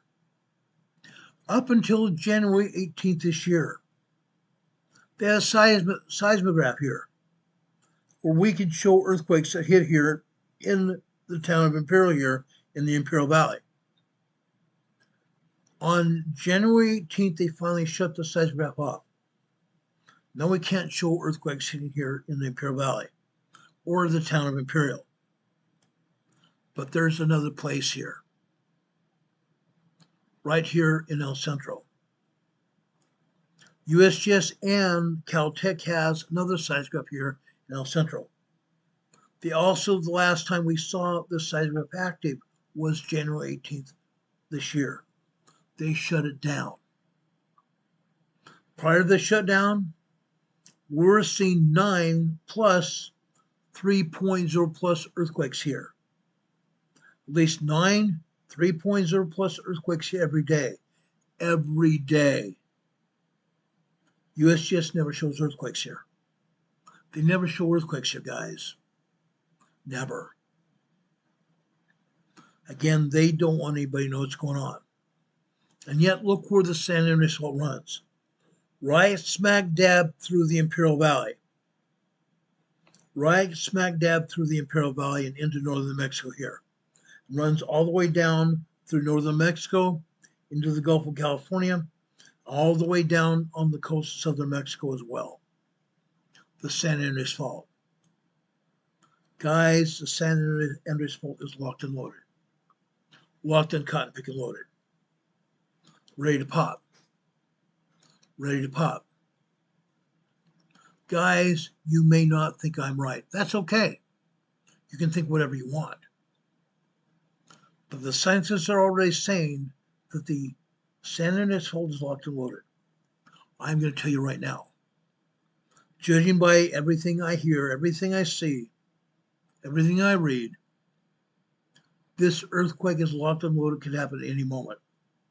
And yes, scientists are also saying that the San Andreas Fault is imminent.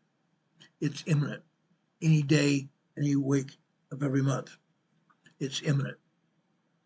We're going to have a 6.5 to 7.5 earthquake here on the San Andreas Fault. Guaranteed. Guaranteed. Now, one more earthquake I want to show you here, and then we're going to be done with this. I want to go over here to the Pneumatic Fault here in Arkansas. USGS is showing us one tremor here. Strawberry, Arkansas. 4 kilometers, 2 miles north-northwest of Strawberry, Arkansas. Guess what, guys? Guess what? The Pneumatic Fault is getting ready to pop. Getting ready to pop. USGS is starting to show earthquakes here. Tremors and minor earthquakes. Tremors and minor earthquakes. They're starting. They started this year. Prior to that, they never showed it, ever. Ever in my 7.5 years on this program, they never showed this until this year. Now, they're not showing hardly anything going on at all, even today. There is more than just this earthquake here near Strawberry, Arkansas. 1.8 tremor here. All over this fault zone, all up and down the fault zone, over here in Decatur, Illinois to the north, over here in Indiana, Ohio, going down here into Missouri, Kentucky, Tennessee, Arkansas, Mississippi, into Louisiana. Earthquakes, guys. Earthquakes every day. Every darn day. USGS never talks about it. Rarely, if ever, they show it. Given the information I've told you already during the past 7.5 years, we're going to see an earthquake, a major earthquake here on the Pneumatic Fault, in my estimation, in the next year and a half. In the next year and a half on the Pneumatic Fault. Yes, we have a lot of EMA family members here on the Pneumatic Fault. We have a lot of EMA family members on the West Coast as well. You all know my philosophy, guys. Get prepared and get prepared now. Because you're not going to have time to get prepared when the earthquake hits or any other disaster hits. You're not going to have time. Not going to have time. Not going to have time. Now, I thought I was going to end this program here. I'm not. I want to go over here just south of the Dominican Republic. We had a large 5.0 earthquake here. At least that's what I'm saying here, 5.0 earthquake. This came in as a 5.3. This earthquake came in as a 5.3 earthquake southeast of the Dominican Republic here. Guys, guess what? This earthquake, 5.3 earthquake hit here. They downgraded to 5.0, 51 kilometers, about 28 miles south of Boca de Yuma, Dominican Republic, right here. A resort area here, a Caribbean resort area here in the Dominican Republic, right there. Right there. Now, people here in the Dominican Republic here, in the southeastern part of the island, they felt some part of this earthquake. They may have not felt the full brunt of the 5.3 or 5.0, but they felt some kind of shaking here in the Dominican Republic. They felt it. They felt it. Close to shore here. Close to shore. Southwestern Puerto Rico right here. Then I'm going to end this program. Right here. This is the 1.92 earthquake here. Half mile south of Indios, Puerto Rico. Half mile south of Indios, Puerto Rico. This was a 2.0 minor earthquake. 2.0 minor earthquake here. Small enough to not be felt, but still a 2.0 earthquake. This is also 2.0 earthquake here. 2 kilometers, 1 mile southwest of Indios, Puerto Rico. Okay, 2.0 earthquakes, 2 of them here. Guys, why am I talking about it? Why am I talking about it? Because back in December 23rd, December 28th, 2019, we had 2 major earthquakes here. December 26th, we had an 8.4 earthquake here. I'm sorry, an 8.0 earthquake here. December 26th, we had an 8.0 earthquake. December 24th, however, I'm sorry, that's not true. December 26th was the 8.0 earthquake. December 28th was the 8.4 earthquake that happened right here. Right here. Businesses, homes, buildings went down here in Puerto Rico. Knocked the electricity off the line here in Puerto Rico. 2 major earthquakes within 2 days of each other. 2 major earthquakes within 2 days of each other. Now, guys, we are now at 6.5 years past that earthquake. 6.5 years after those 2 major earthquakes. What's going on? 6.5 years later, we are still seeing aftershocks from those earthquakes. These 2 2.0 earthquakes here are aftershocks of the 8.0 and 8.4 earthquakes that hit here December 26th and December 28th, 2019. We're still seeing earthquakes here, guys, in Puerto Rico. Man-made earthquakes. This earthquake over here in the southeast has nothing to do with those earthquakes. This is a 2.4 earthquake here in southeastern Puerto Rico. South of Garcia, Puerto Rico, 2.4 minor earthquake. These 2 earthquakes up to the north, here in the Caribbean, this is a 3.1, this is a 3.0, and this is a 3.1 earthquake here. Up here to the north, you see the Cayman Ridge fault zone, the Cayman Ridge, the undersea fault zone here in the Caribbean Sea. The Cayman Ridge here starts down here in Guatemala, over here in Guatemala. It runs through the Caribbean here, goes north here towards the Cayman Islands here, runs eastward over here, north of Jamaica, skirting the Cuban coastline here, north of Haiti, north of the Dominican Republic here, continues eastbound here, north of the Dominican Republic and this body of water between Puerto Rico and and Dominican Republic. Guys, this is what they call the Mona Passage. The body of water between Puerto Rico and the Dominican Republic is called the Mona Passage. These 2 earthquakes here were dropped off by the Cayman Ridge coming out of Central America. We have plenty of seismic energy coming into Central America. These earthquakes were taken from Central America over here into the Caribbean Sea, north of Puerto Rico. Small 3.0, 3.1 earthquakes here, north of Puerto Rico today. Going over here further to the east, right here. This is a 3.4 earthquake here, north of Cruz Bay, U.S. and British Virgin Islands. 3.4 small earthquake here. From out here to the east here, guess what? This is that 3.4 earthquake I told you about, north of Cruz Bay, U.S. Virgin Islands. This is a 4.0 also on the Cayman Ridge here.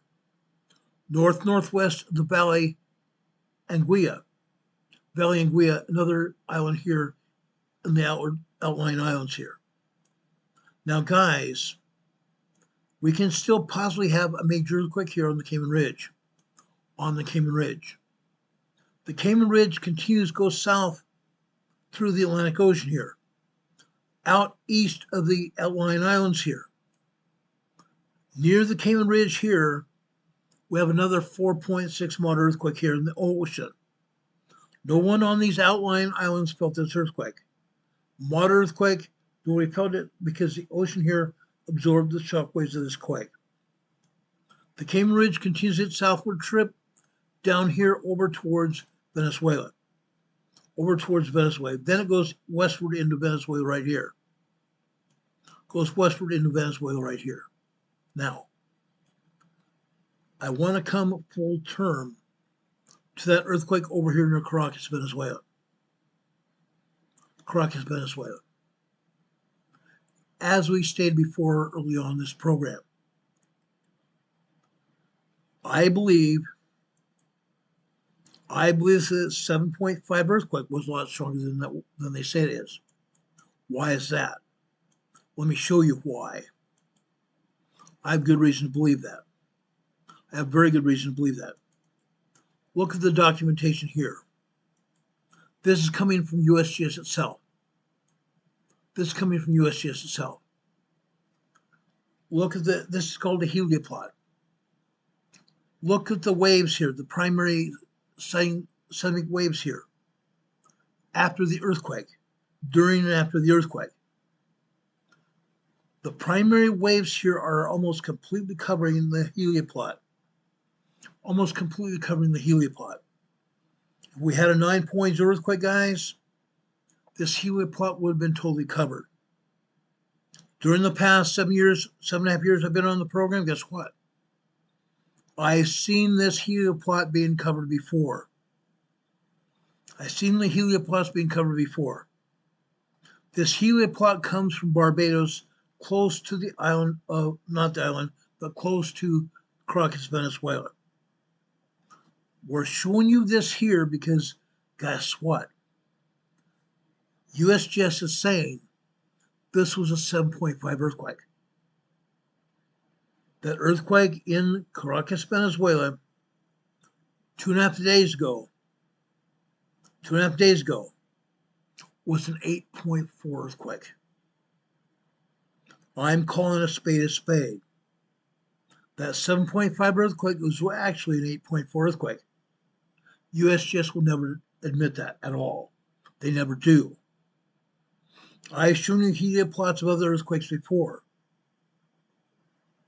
I call them as I see them. I studied this heavily during my career, my lifetime. I've studied this. I read these helioplots as they show it. This earthquake in Caracas, Venezuela, 7.5, was actually an 8.4 earthquake. Guys. Fantastic, right? I wish I didn't have to see that. Because I don't like telling the truth when it comes to these earthquakes. I would rather have this be a smaller earthquake with less loss of life. Yes, I do enjoy telling the truth, but I don't like the loss of life at all, as nobody does. Nobody enjoys talking about it. Again, we now have over 45 people injured in the Venezuela earthquake, with 854 people unalived. 854 people unalived. Those numbers are huge. They're huge, guys. Guaranteed they're huge. I don't like talking about it. I don't like knowing that there are that many people killed. I don't like knowing anybody was killed, but that many people is unreal.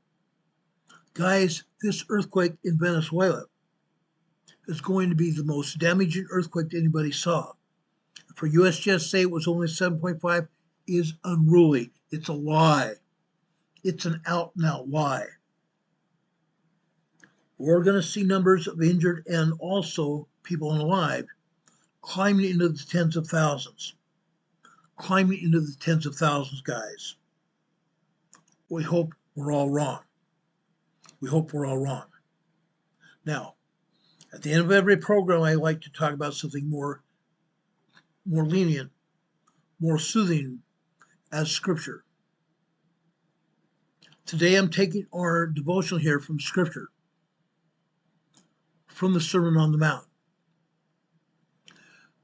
Jesus Christ did not say, "Come to me, all who are thriving and successful, and I will give you rest." But he did say this, "Come unto me, all ye who are weary and heavy laden, burdened, and I will give you rest to your souls."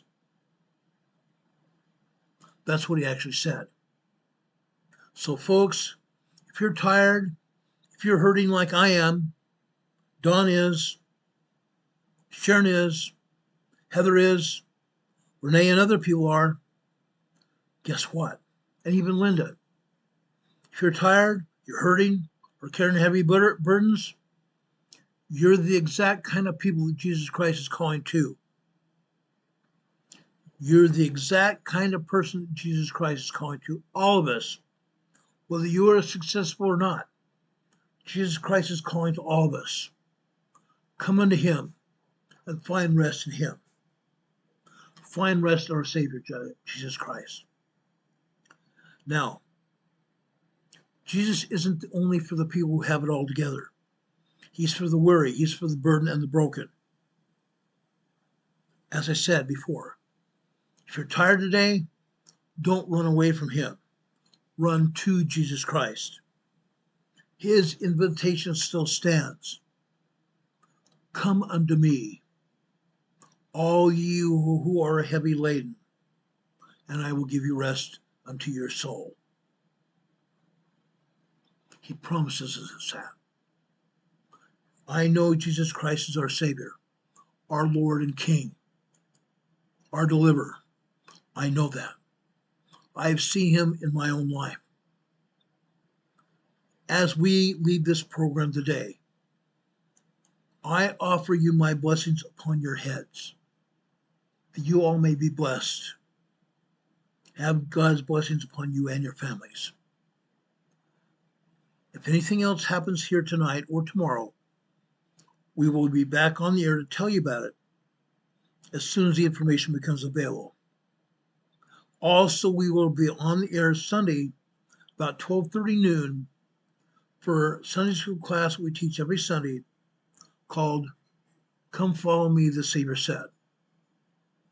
Come follow me, the Savior Said. Please join us Sunday for another episode of this Sunday school class, and I guarantee you will be blessed for doing there and being here with us. God be with you. God be with you this day and always. We love you. The Savior loves you. The Savior does love each and every one of us. God bless us. God be with you until we meet again. We'll see you on the other side, guys. Have a good night. Take care. Enjoy yourselves. Enjoy yourselves. We'll see you a bit later. See you soon. Good night.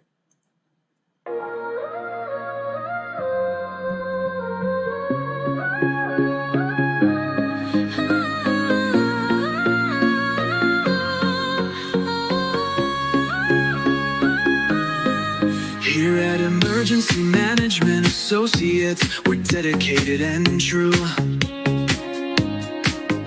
bringing you the essential knowledge, helping you see things through. From disaster preparedness to navigating recovery's embrace,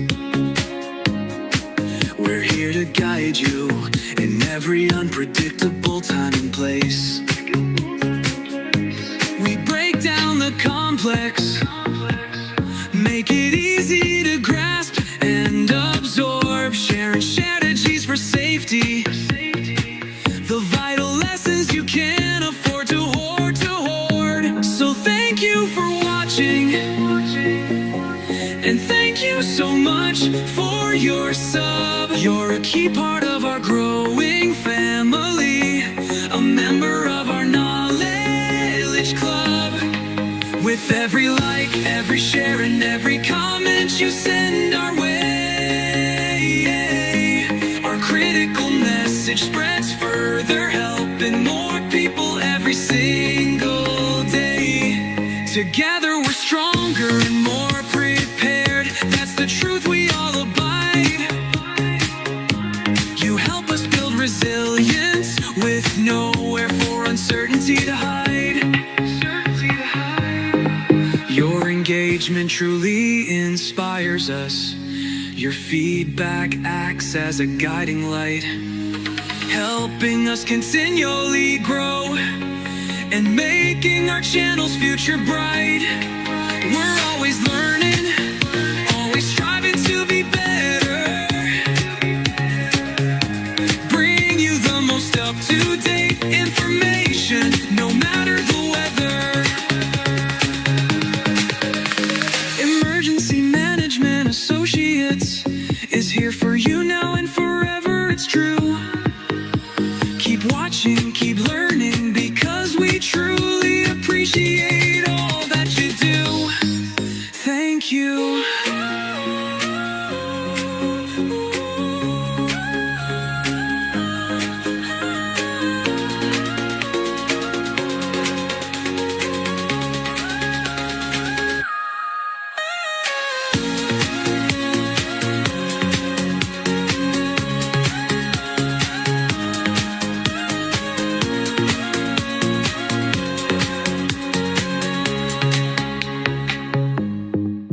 Thank you.